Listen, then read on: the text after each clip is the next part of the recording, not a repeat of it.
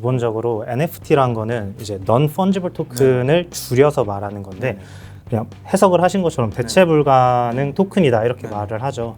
근데 이 대체 불가능한 토큰이라는 단어 자체가 그 단어가 가지는 의미를 파악하기가 굉장히 어려운데 저도 이제 처음에 이 단어를 들었을 때 이게 도대체 무슨 의미를 가지고 있는가, 뭐 NFT가 도대체 뭔가 파악이 안 됐어요.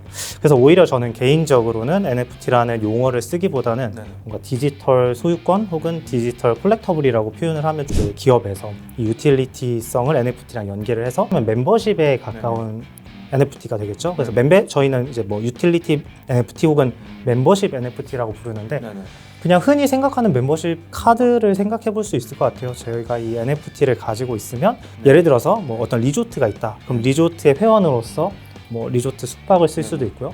또는 골프장을 이용을 한다든지 스키장을 이용한다든지 그런 이용권으로서의 역할을 할 수가 있는데 네, 안녕하세요. 유튜버TV 구독자 여러분, ICT과학부 김지현 기자입니다.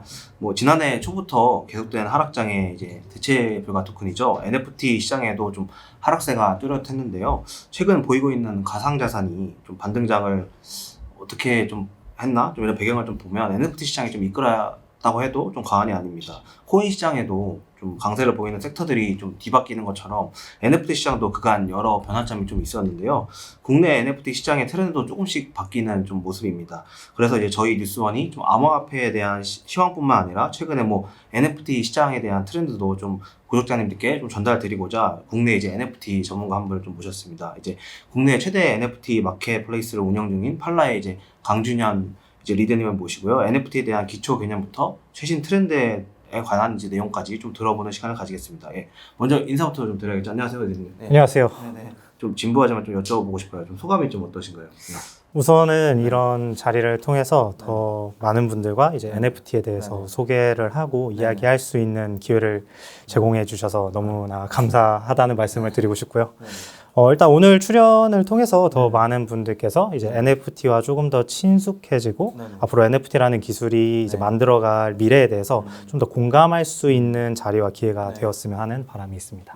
소개를 잘 해주셨다시피 저희가 계속해서 좀 NFT에 대해서도 많은 분들이 좀 관심을 가지고 있기 때문에 좀 정확한 정보를 전달드리고자 노력하겠습니다. 먼저 좀 우선적으로 좀 살펴볼 것은요. 서두에도 좀 말씀드렸지만 NFT 시장도 코인 시장처럼 계속해서 좀 여러 변화가 좀 생기고 있거든요. 좀 우리가 이러한 변화를 먼저 좀 설명드리기 전에 NFT에 대해서 좀 다소 생소하게 느끼는 부분이 좀 있을 것 같아요. 좀 기초 개념부터 이제 리드님께서 좀 소개를 시켜주시면 좋을 것 같아요. 물론 뭐 NFT가 지금 우선 뭐 대체 불가능 토큰이다 이런 정의 같은 게 좀 있긴 하거든요. 근데 좀 쉽게 와닿는 느낌은 좀 아닙니다. 좀 구체적으로 NFT가 어떤 것인지 좀 소개를 시켜주시면 좋을 것 같아요. 기본적으로 NFT란 거는 이제 Non-Fungible 토큰을 줄여서 말하는 건데 그냥 해석을 하신 것처럼 대체 불가능 토큰이다 이렇게 말을 하죠. 근데 이 대체 불가능한 토큰이라는 단어 자체가 그 단어가 가지는 의미를 파악하기가 굉장히 어려운데 저도 이제 처음에 이 단어를 들었을 때 이게 도대체 무슨 의미를 가지고 있는가, 뭐 NFT가 도대체 뭔가 파악이 안 됐어요. 그래서 오히려 저는 개인적으로는 NFT라는 용어를 쓰기보다는 뭔가 디지털 소유권 혹은 디지털 콜렉터블이라고 표현을 하면 조금 더 와닿지 않을까라는 생각이 드는 것 같습니다. 그래서 이제 NFT는 기본적으로는 블록체인이라는 기술을 좀 활용을 하고 있고요. 디지털 상에 있는 어떤 자산에 대해서 소유권을 증명하고 그리고 이 소유자가 뭔가 원하는 시점에 다른 타인에게 이 소유권을 양도할 수 있는 게 좀 NFT가 가지고 있는 특성이라고 볼 수가 있어요. 그래서 뭐 다시 말하자면 NFT의 뭐 본질적 특성이 뭐냐라고 생각하면 기능은 이제 양도 가능한 소유권에 대한 증명이다. 라고 표현을 할 수가 있는데 뭐 쉬운 용어는 아닌 것 같아요.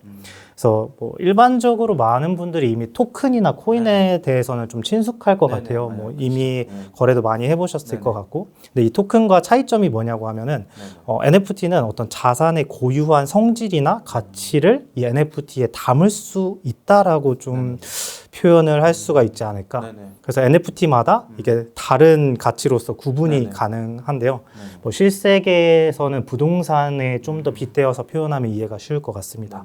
예를 들어서 같은 아파트라고 하더라도 뭐 101동, 102동이 서로 다른 가치를 갖잖아요. 그 네. 안에 인테리어가 네, 다를 네. 수도 있고 뭐 층수에 따라서 또 다를 수 있고 네네. 근데 같은 아파트로 묶일지라도 그리고 같은 부동산이라고 할지라도 네네. 이제 그 안에 있는 가치를 서로 구분을 할 수 있고 소유자가 다르고 네네. 또 소유자가 가지고 있는 NFT마다 또 가치가 다르니까 네. 이런 구분이 가능한 것이 바로 NFT와 토큰의 좀 큰 차이다라고 볼 수 있고 NFT는 디지털 상에 있는 어떤 자산에 대해서 소유권을 증명하고 증명할 수 있는 수단으로서의 역할을 한다라고 네네. 이해를 하면 좋을 것 같습니다. 네네.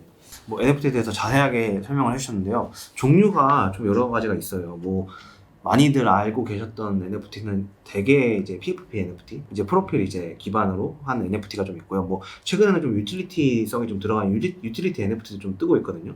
NFT 종류에 대해서 간단하게 좀 설명해 주시면 좋을 것 같아요. 써서 제가 이제 네. NFT라는 것이 디지털 자산에 대해서 네. 소유권을 증명하는 수단이라고 말씀을 네. 드렸었는데 이제 디지털 자산의 형태나 어떤 목적으로 무엇을 소유권을 증명하느냐에 따라서 이제 NFT의 종류가 좀 구분이 되고 네네. 그리고 그걸 증명할 수 있는 어떤 영역에 제한이 없다고 네네. 보시면 될 것 같아요. 그래서 초기에는 이 초기 NFT 시장에서는 네네. 이제 NFT라는 기술을 적용한 대표적인 사례가 디지털 아트라고 저는 생각이 되는데요. 과거에는 이제 뭐 컴퓨터상에 있는 이미지라든지 네네. 뭐 음원이라든지 이런 디지털 작품의 특성상 굉장히 쉽게 복제할 수 있고 뭐 유통이 될 수 있다 네네. 보니까 이런 디지털 아트에 대한 어떤 가치를 좀 보장할 수 있는 게 부족했다라고 볼 수가 있을 것 같아요. 근데 이제 NFT라는 기술이 좀 대중화가 되면서 이런 NFT 기술을 접목했을 때 디지털 아트에 대해서도 이제 소유권을 뭐 원작에 대한 소유권을 네네. 주장할 수가 있게 되고 네네네. 그래서 뭐 결국 이 NFT를 가지고 있는 사람이 내가 이 디지털 아트에 대한 소유자라는 것을 증명할 수가 있기 때문에 이제 가치를 담을 수 있는 수단으로서 많이 활용이 되는 사례가 된 것 같습니다. 네네. 그래서 뭐 현재 이 디지털 아트를 소유한 사용자가 뭐 다른 사람들한테 쉽게 양도를 할 수 있는 것만큼 어떻게 보면 자산으로서의 가치를 담보할 수 있다라고 좀 볼 수가 있을 것 같아요. 그래서 말씀드린 것처럼 디지털 아트가 좀 대표적인 사례인 것 같고요. 네네. 아무래도 좀 연장선상에 있는데 최근에는 디지털 아트를 바탕으로 해서 네네. 이제 캐릭터라든지 어떤 뭐 동물을 네. 좀 많이 이용을 하긴 하죠. 근데 네. 뭐 글로벌한 유명인들이나 뭐 스포츠 스타라든지 뭐 인플루언서들이 자신의 트위터나 인스타그램의 이제 프로필을 네네. 이 NFT를 가지고 걸게 되면서 네네. PFP가 또 하나의 네네. 인기 몰이를 했었던 적도 있습니다. 네네. 그래서 뭐 디지털 아트 그리고 그 연장선상에서는 이제 나의 디지털 상의 아이덴티티를 표현을 하는 PFP 이렇게 좀 크게 시장에서 인기가 있었던 분야라고 볼 수가 있을 것 같고요. 네네. 뭐 대표적으로는 이제 BAYC라는 BAYC. 프로젝트가 있습니다. 네.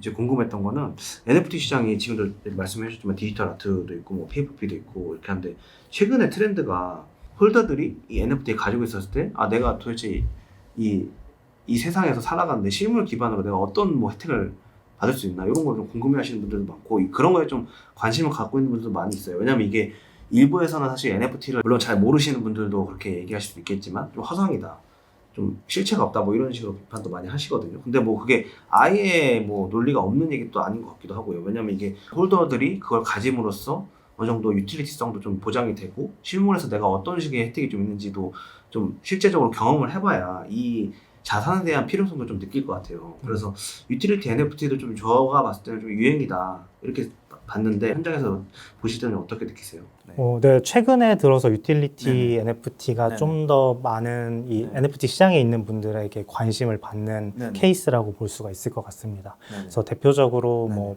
호텔이나 네네. 뭐 리조트를 가지고 있는 이제 기업에서 이 유틸리티성을 NFT랑 연계를 해서 멤버십에 가까운 NFT가 되겠죠. 그래서 저희는 이제 뭐 유틸리티 NFT 혹은 멤버십 NFT라고 부르는데 네네. 그냥 흔히 생각하는 멤버십 카드를 생각해 볼 수 있을 것 같아요. 저희가 이 NFT를 가지고 있으면 예를 들어서 뭐 어떤 리조트가 있다. 그럼 리조트의 회원으로서 뭐 리조트 숙박을 쓸 수도 있고요. 뭐 또는 골프장을 이용을 한다든지 뭐 스키장을 이용한다든지 그런 이용권으로서의 역할을 할 수가 있는데 네네. 그럼 기존의 멤버십과 또 차이점이라고 치면은 네네. 아까도 말씀드린 것처럼 NFT가 가진 특성상 그냥 소유권을 증명하는 것뿐만 네네. 아니라 양도가 네네. 쉽다라는 점도 하나의 특성인 것 같아요. 그렇기 때문에 내가 이 NFT를 소유함으로써 어떤 뭐 아까 예시를 든 리조트에서 멤버로서 활동을 하다가 내가 더 이상 이거에 대해서 더 혜택을 누리고 싶지 않다. 혹은 뭐 더 이상 여건상 그걸 할 수 없는 상황이다 했을 때 NFT 마켓플레이스 등을 통해서 쉽게 거래를 할 수 있다라는 점이 어떤 실물 가치를 NFT에 담음으로써 여러 가지 확장성을 가지는 좀 사례가 되는 것 같고요. 그래서 아무래도 그런 유틸리티성의 프로젝트들이 굉장히 많이 등장을 하고 있는 상태입니다. 국내 NFT 시장도 사실 좀 활발하잖아요. 팔라가 글로벌 시장이 타겟인 NFT 마켓플레이스이지만 또 국내에서 사업을 진행하시다 보면 국내 NFT 프로젝트도 좀 많이 만나실 것 같아요. 국내에서는 좀 어떤 NFT들이 요즘 유행을 하고 있다고 좀 보세요? 국내에서는 이제 NFT 관심을 받게 된 게 불과 한 1년 조금 넘은 네네. 시기밖에 안 됐어요. 국내 시장을 보면은 초기에는 NFT 프로젝트들에 대해서 이제 그 프로젝트에 대한 자체 투자를 목적으로 진입한 분들이 좀 굉장히 많았는데 뭐 특히 메타버스라든지 어떤 세계관을 구축한 그리고 PFP와 연결된 그런 연계된 프로젝트들이 좀 인기를 많이 끌었었는데 그게 초기 시장이었고요. 근데 최근에 아무래도 경제 매크로가 전반적으로 안 좋아지고 또 블록체인 시장이 많이 위축된 상태다 보니까 더 이상 미래를 담보하고 또는 미래의 비전을 위해서 NFT에 투자하는 사례들은 좀 많이 줄어든 상태고요. 그렇다 보니까 이제 최근에 이제 시장의 거품에 좀 많이 꺼지고 NFT를 구매하는 분들 역시 좀 더 당장 눈에 보이는 혜택에 대해서 좀 더 관심을 많이 갖고 있는 상태입니다.